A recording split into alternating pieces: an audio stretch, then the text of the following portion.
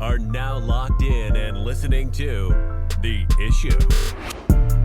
This guy is a franchise quarterback, and no, I don't want to hear any pushback on that. It feels like a top 10 roster to me. It feels like it can win a championship. This is The Issue. Yo, what's up? We are back. It is The Issue. Thursday, August 15th is the date, episode 238, and we have another episode of The Issue here for you. It's going to be a good one. They keep getting better. We're closer to football season now. We're just a couple of weeks away from the week one kickoff, so both excited for that, and we are even further into the divisional predictions now. It's this one and one more, or no, we have this one. Two more, I think, after this one. And then two more. We have both the right? Easts after this. Okay, yeah, so I think it's this one and two more. So real quick, little preview. Chiefs and Ravens kick off the NFL season. Yes. Way too early, just one game prediction, real quick, 30 seconds. Who do you like? Chiefs. Any reasoning, or are you just going Chiefs for right now? Because just keep it simple. Patrick Mahomes and Andy Reid, the combination just cannot be beat in the early season. Okay. I'm just curious. You know, I'm and I think greatness has, you know, a thing about it. I'm just curious. You I don't see think it. you're crazy. Anyway, I'm just curious. we got a lot to talk about in the show today. We have Tim's rant to kick things off. That's going to be on the Detroit Lions and the entire NFC North. A rant that you seem pretty excited about. You were concocting it over there for quite some time. Then we'll finish things out in the first segment with hits and misses. Into the second segment, we will have our AFC South divisional predictions this week, and then we will get into a little discussion on the Philadelphia Eagles, the relationship between Jalen Hurts and Nick Sirianni, or the lack of a relationship between the two, and what that could mean for the season. But we appreciate you guys stopping by today, however you're watching the show, whether that's YouTube, Spotify, or Amazon Prime Video, listening on Apple Podcasts, Google Podcasts, Amazon Music, iTunes, iHeartRadio, and of course the iHeartRadio app. No matter how you're here, we appreciate it. Make sure you go check out theissuesports.com. And this is episode 238. So this is a discussion that we had probably about 2-3 years ago, right around when we first started the podcast. I would not recommend you go back and listen to that video. We are a lot better now, so we appreciate you now joining us. But nonetheless, I would not go back and listen to that. But we did talk about how the AFC is loaded with young quarterbacks. Think back to like 3 years ago, right? Lawrence is drafted. You have Herbert coming in, right? Tua enters the league. You have Mahomes, who is in the peak of his powers and still is, but is really, really starting to hit his pinnacle early in his career. Big Ben, although not great, but was still a cagey veteran at the time. Deshaun was at the peak of his powers in Houston. The list goes on and on. With all these young ascending quarterbacks, Joe Burrow, right? And now I feel like it's kind of shifted a little bit. And that was my thought as I was watching the NFL preseason. It started this past weekend. Of course, we had the Hall of Fame game, was that 2 weeks ago or whatever, but these are the first quote-unquote real preseason games. All the major rookies saw some action, some vets did, and basically everybody in between that's worth anything saw a little bit of action. And I'm watching the games, and again, that major thing came to mind that I think the NFC is going to start to kind of lead the pioneer of the next couple years of young quarterback play, right? Because the AFC, now it's gotten to the point where we're starting to ask questions about these young quarterbacks. Is Trevor Lawrence worth it, right? Is Tua that guy? I know they paid him, but is he really that guy? Can Herbert finally prove that he can win? Is Burrow going to stay healthy? Can Lamar win in the playoffs, right? We're starting to now have those questions that are getting closer and closer to having a real answer with proven data behind it. Right, but early on, that wasn't the case, right? You're still like, oh, they're young, they're developing. Now they have questions, and now the focus has shifted in terms of young quarterbacks to the NFC, right? Because now is Caleb going to be pretty good, right? He's a young quarterback. Jaden Daniels is a young quarterback. Jordan Love has only started one full season. There's others, right? Daniel Jones isn't the guy, clearly. He's in that former crop, but even Kyler Murray still, I feel like, is somewhat unproven, right? So you're going to see all these young quarterbacks go show out in the NFC. And I think the NFC North in particular is the epicenter of that explosion in the NFC. Obviously, you have Jared Goff, who is the most proven quarterback in that division. You have Jordan Love, who is, probably the second most proven, even despite starting just 1 year, but looked fantastic and is now being paid as a top 10 quarterback. Then you'd have two rookies, right? You have J.J. McCarthy and you have Caleb Williams. And I'm watching Caleb Williams, and I think he's spectacular. Everybody that's been listening to the podcast knows that he is my guy, not your guy. You don't think he's going to be all of that. You think he's going to be good, but not all of that. I think he is going to be spectacular, top 10 quarterback the day he walks into the league. I have him winning a playoff game this season. I think Jordan Love is clearly spectacular. The arm talent jumps off the page. He's mobile enough. He's got a bunch of young weapons that they're able to grow and learn together, and it does not seem like they're stopping anytime soon. And then, of course, like I said, you have J.J. McCarthy. Sam Darnold maybe for a couple games, but J.J. McCarthy long-term is that quarterback. I might not be his biggest fan. I don't think he is going to be a top 10 quarterback, but he's certainly talented enough that with Kevin O'Connell, who we think is fantastic. I don't know if that's highly disputable at this point. Kevin O'Connell's a fantastic coach, especially with quarterbacks. J.J. McCarthy should be pretty good. And I'm thinking about my guy Jared Goff, because I've been a Jared Goff supporter. I've been a Kirk Cousins supporter, a Derek Carr supporter for a long time, Russell Wilson, and Jared Goff. It's like this group of quarterbacks that is pretty overlooked, but in reality, over the span of their career, they've been a top 12 guy. Even though people usually rank them somewhere around 15, 16, 17, they've been consistently, statistically, wins, all of that, roughly a top 12 guy. And so I've been a supporter of Jared Goff, but I'm sitting there, it's like, how many years before he's the fourth best quarterback in the division? Or like, he might be, as of right now, the most productive quarterback maybe this coming season, but do we expect that to actually carry forward, short/long term, we'll say the next 2 to 5 years? I don't. I think it's a 2-year runway this year and maybe a little bit of next year where he is the far and away best and most productive quarterback in that division. And I know I've said this about Baltimore. I've said this about Cincinnati. What is their window like? Because if Joe Burrow gets hurt again, Cincinnati's window is pretty much closed for this rendition of this team. Before you kind of have to say, that's fine, we're still going to go with Joe, we have him locked up long term, but we're going to kind of reboot this thing, right? We're going to clear our books, we're going to be bad for a year while Joe's hurt, and we're going to kind of recoup some money here. Right? Same thing with Lamar. How many more playoff losses and playoff disappointments before we're kind of looking at him like, this is kind of the ceiling, this is what we expect, and it's kind of for him to disappoint in the playoffs. And are we getting to a point with that with the Lions? I know they just peaked last year, but with all the young talent in that division, how far out are they from saying, I feel like we have the fourth best quarterback in our division, we should probably reboot. I know it's crazy because you just signed Jared Goff and I like the contract, but I only give it this year and next year to where they're like very clearly the best team with the best quarterback in that division. Maybe I'm crazy. I feel like I'm maybe a little bit soon on this where I'm kind of calling their end before they're really even started, right? I feel like they're kind of just peaking with a lot of young talent. And I'm not saying this is the end, but I'm saying I don't think they're that far off from having to reboot this thing in about 2 years with all this young quarterback talent. Caleb, JJ, Jordan Love. Already, Jared's the fourth most talented quarterback. How soon before he is the fourth best, most productive, on-field, Sunday matters quarterback in that division? I'm going 2 years.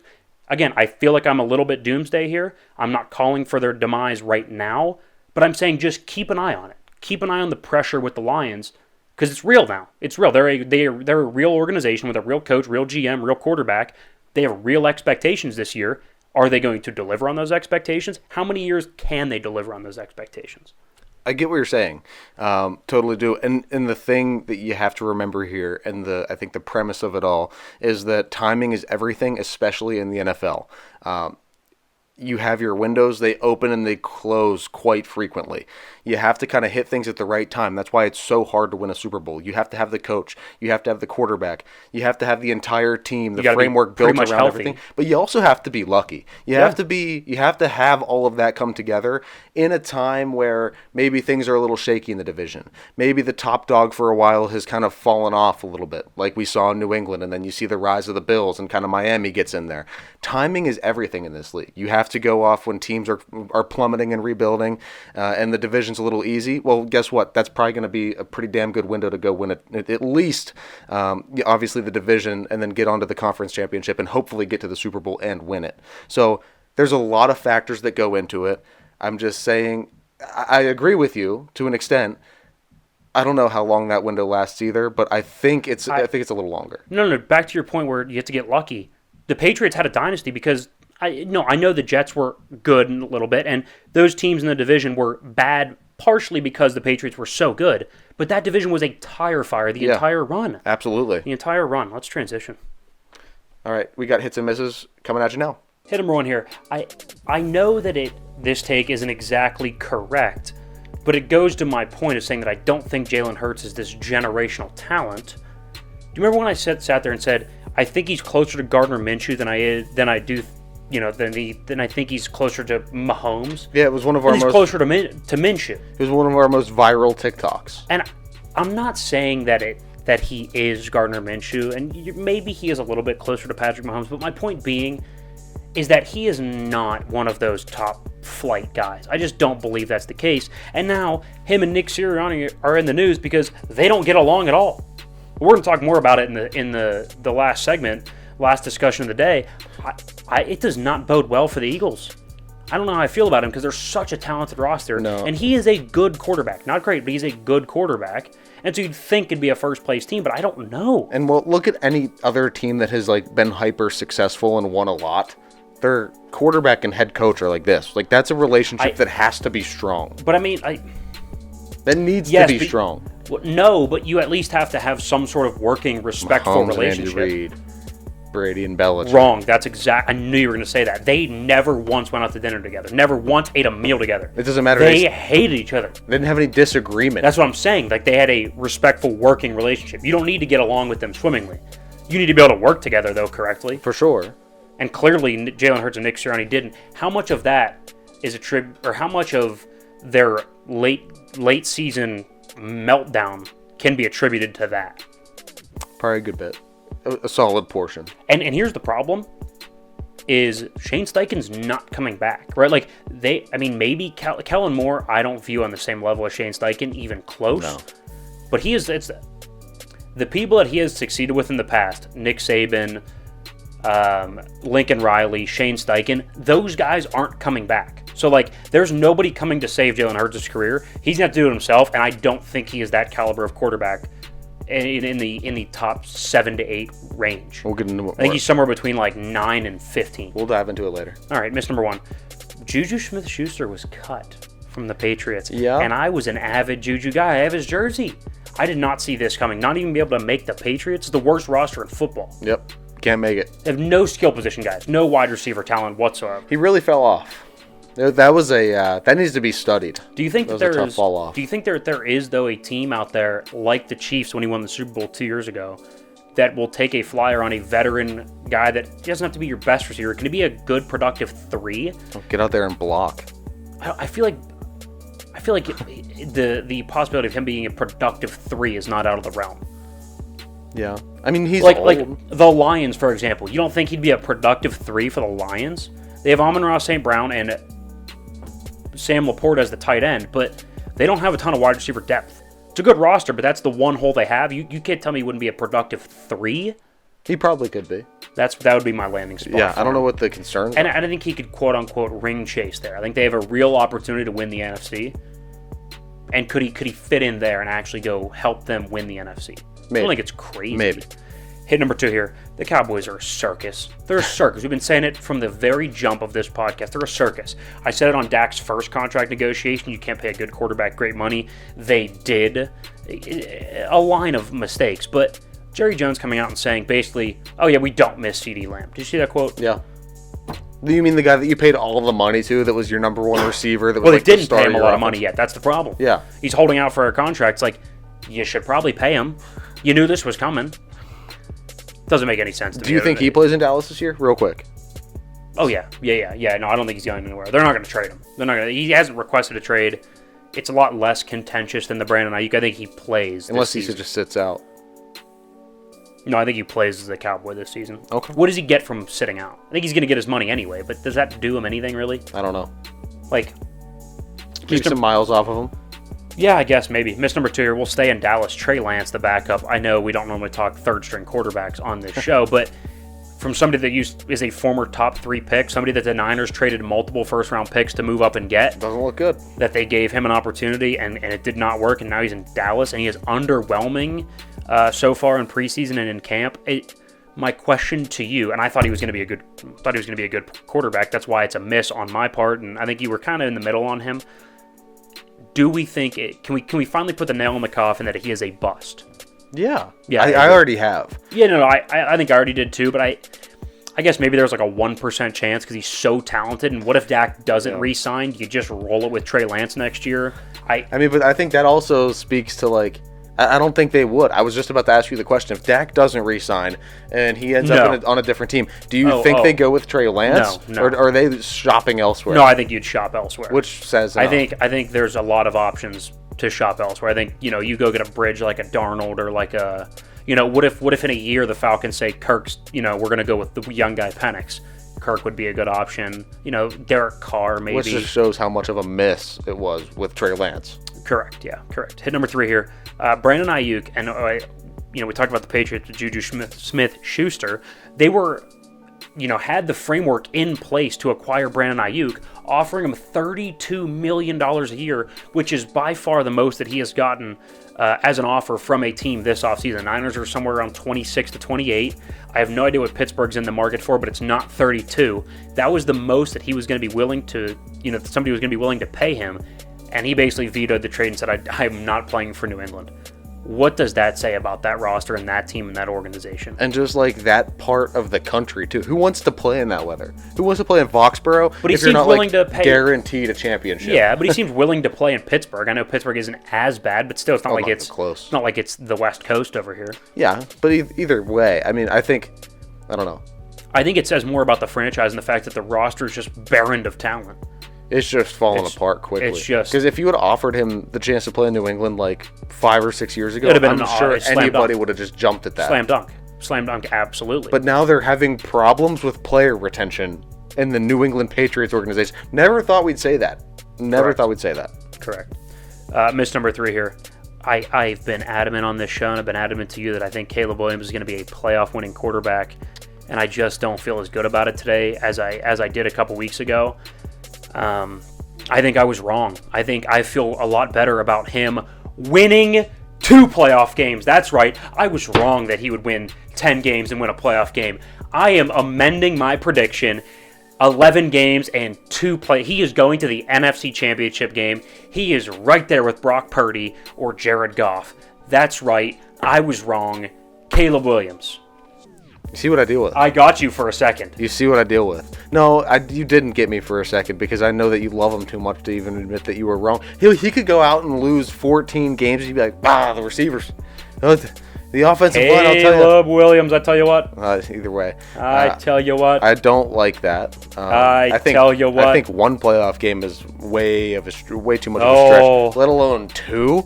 2 playoff games. If you told me I could buy stock in one of the next 2 options, one that they win 2 playoff games, or that they win 8 games or less, I am buying stock in the playoff games. Yeah.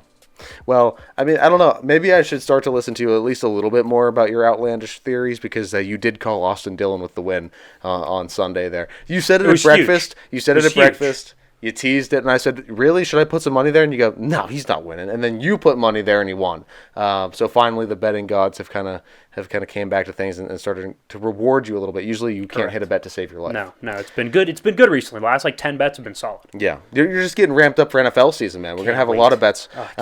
Anyway, we are going to get into a break here. When we come back, we're gonna have the AFC South divisional predictions to get to you. Then we're gonna have a little bit of a discussion on the Philadelphia Eagles. We got into it a little bit in hits and misses. We're gonna dive the full way in there to finish out the show, and then of course, last call to end it all. All right, welcome back in. I don't even know what day it is. It's usually the time where I look at him and say... Thursday, August 15th. There it is. Welcome back into the issue second segment here. If you missed the first one, we talked a little bit about the NFC North, the Lions, and all the young quarterbacks with the Packers, the Packers, Vikings, and Bears, all with young quarterbacks. And then, of course, hits and misses. This segment, we will have AFC South divisional predictions with superlatives attached. We'll have an MVP, an OPOY, a DPOY, a breakout player, and the coach of the year. We'll follow that up with a discussion about the Eagles. Are they going to be any good this year? Can we trust Nick Sirianni? Can we trust Jalen Hurts? Is the roster good enough to overcome what we feel may be a subpar coaching staff? We'll dive all into that in pretty much at the end of the show there. So, yeah, don't go anywhere, guys. Whether you found us on YouTube or Spotify or Apple Podcasts or a friend sent it to you on TikTok and somehow you found our website or whatever the case may be, we appreciate you getting here. We appreciate you listening. Make sure you like, subscribe, rate, review, download. I'm out of words, whatever. Yeah. We appreciate it nonetheless. Absolutely. Guys, he was not lying. We got good football to get to this segment. We are into this is our 5th?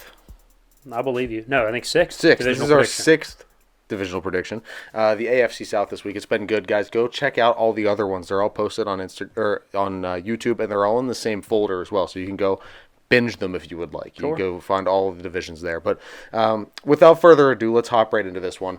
We have the AFC South, predicted standings, predicted records, and then we're going to go through some superlatives. MVP, Offensive Player of the Year, Defensive Player of the Year, Breakout Player, and Coach of the division. So we'll get to it all. Let's go. So before we get started, we always preface this, I always start from the bottom and work our way up. And also, it's less about the actual projected record and more about the actual positioning of the teams. For sure. Give or take a loss to the Colts, I don't care. But nonetheless, the Titans in the basement, we estimate about 5-12, maybe 6-11. I'm just not sure what I'm getting. Maybe 4-13. Yeah, maybe 4-13, right? Give or take a win. I think that's kind of roundabout where we're at here with this team. I'm not a huge fan of what I saw on tape from Will Levis. I think the wow is there, but I think the pitfalls are also there as well. Feels a little bit like a slightly less good version of like Jay Cutler back in the day, where rocket arm can push the ball down the field, but there's just going to be too many plays where you're kind of left scratching your head. Turnovers, I think, are going to be a problem. And I'm a little bit lower on the receiving core than a lot of people are. I don't think Calvin Ridley, I don't think they have a 1. I think at this stage in their careers, Ridley and Hopkins are both 2s, and I think Burks is a 3. So I think that's a problem. Well, really what it comes down to for me with Levis is the consistency of things. Like, he's going to make the big throw. Sure. You're going to see it on Red Zone. You're going to see it on Instagram, all the highlight reels type stuff from Will Levis, because that's the type of quarterback that he is. Very, flashy from play to play, but stringing together successful drives that end in points, that strategically lead you to a victory. He just doesn't have all that much of that.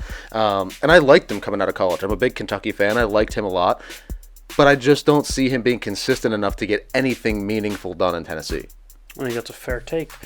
Colts at 9-8. Look, this is one of those teams where if you told me they win 12 games, I wouldn't be surprised. If you told me they win 7 and Anthony Richardson is hurt most of the year, I also would not think that you're crazy. Now, I do like the fact that they have a real backup with Joe Flacco, but nonetheless, the Colts are, to me, feel a little bit boom or bust, and we'll kind of take it in the middle here and go with 9-8. Again, I could hear arguments for either direction. If Anthony Richardson plays, let's assume he plays most of the games, I think he's going to be a very good quarterback. I think he's dynamic. I think he's going to be probably the best running quarterback in the league this year.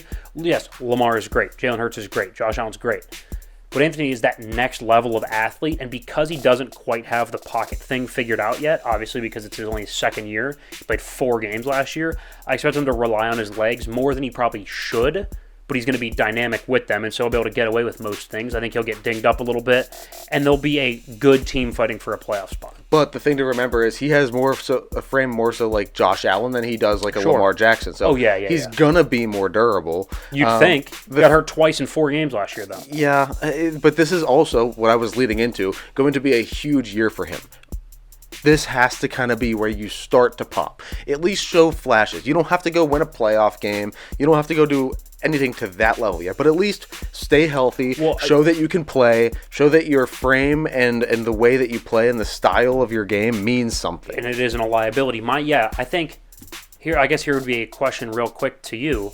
If he gets hurt, do you think he is the guy there long term? Do you think they make a decision in the room and say, we got to pivot? I mean, it has to be. Trey Lance got one shot at it. He got hurt one time, and look at that. He never got a chance. So correct. That was much more of a win now roster, though. Right, but the fact that he's gotten 2 chances, maybe even if he gets hurt again this year, if you get a third chance, what if he's season-ending injury, 3rd game of the year?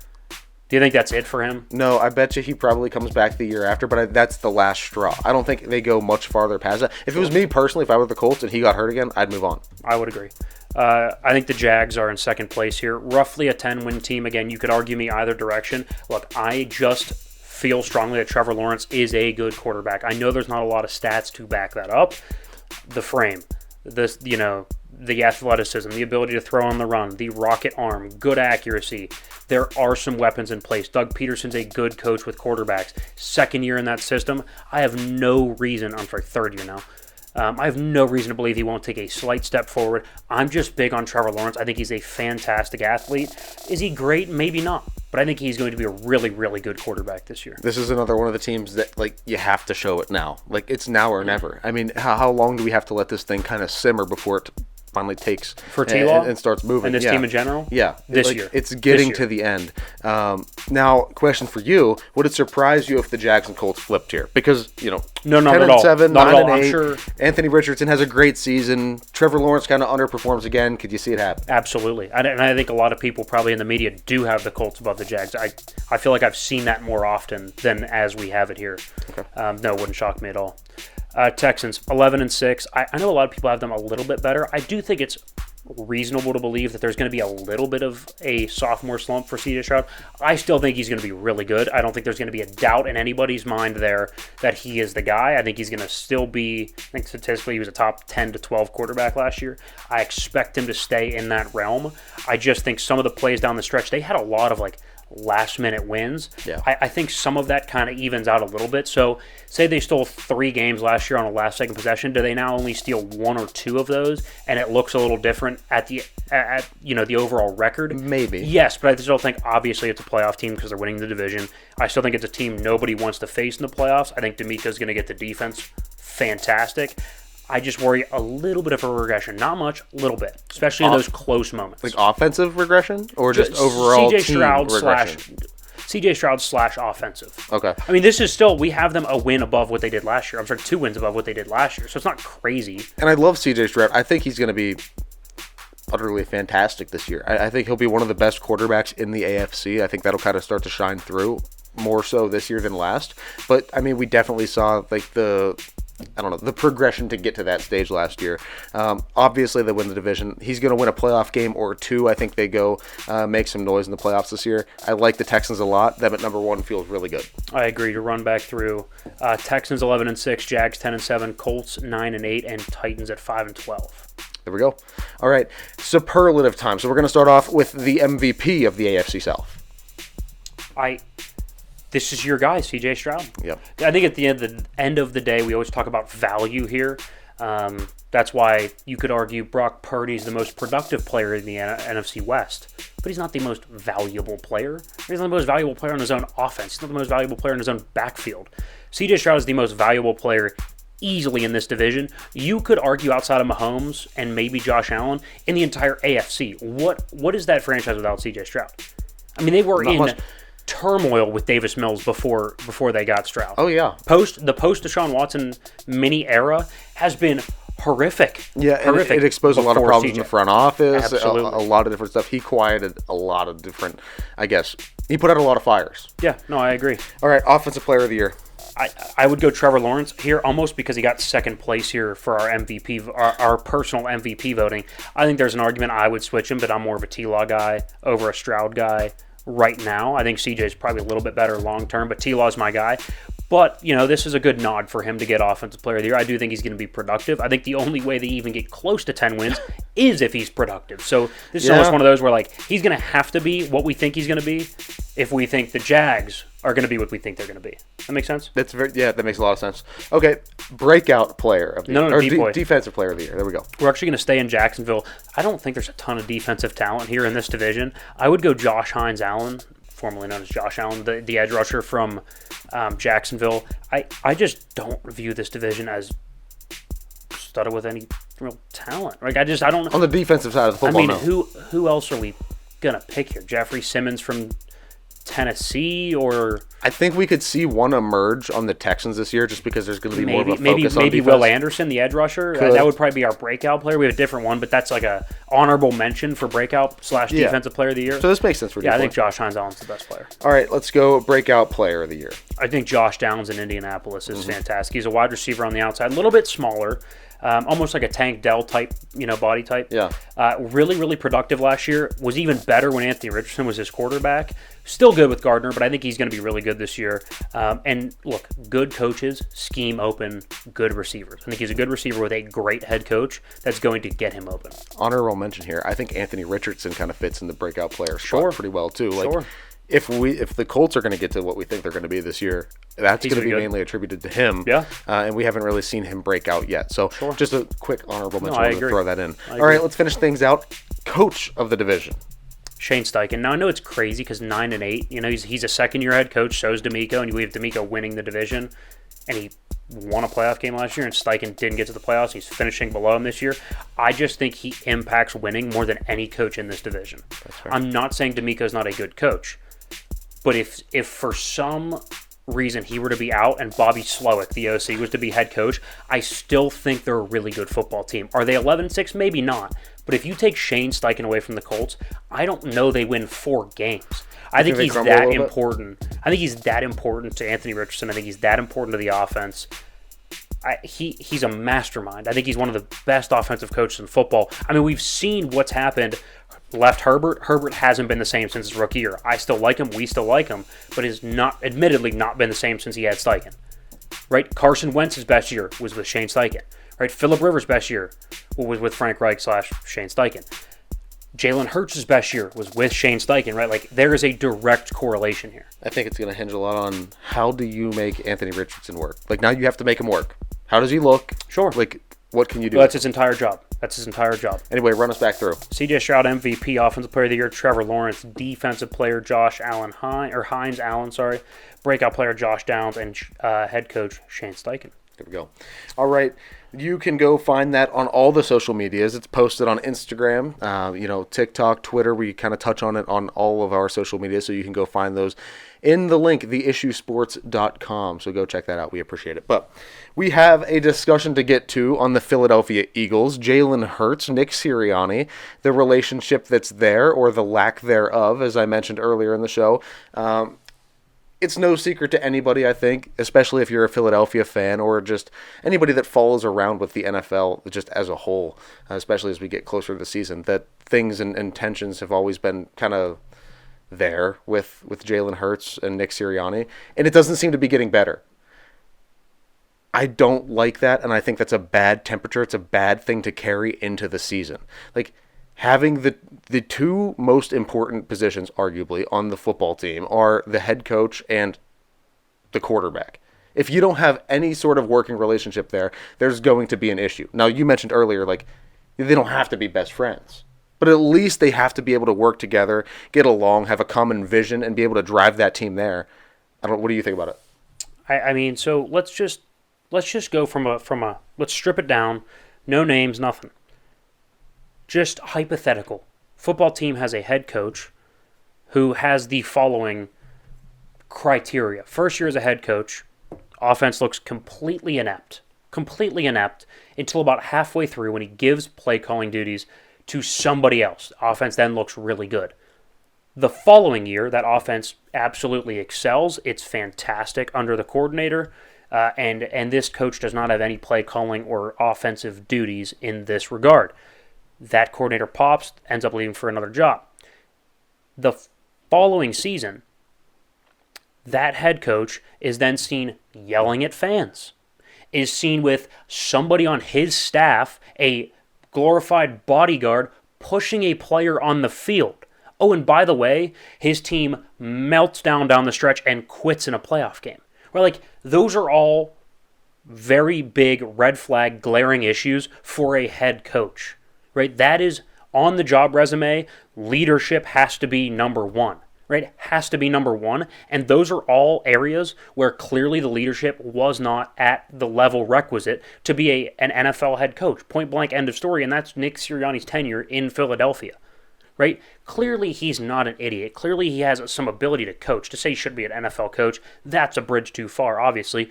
But my point being, is he right for this team? Maybe not. Clearly the quarterback and him don't get along. They're different personalities. Jalen's a little bit more on the quiet, reserved, lead by example side. Nick Sirianni's more on the, I'm going to be vocal, I'm going to tell you about it, I'm going to tell you exactly how I feel. If you don't like it, that sucks. And now that's fine. He has every right to be and act however he wants to.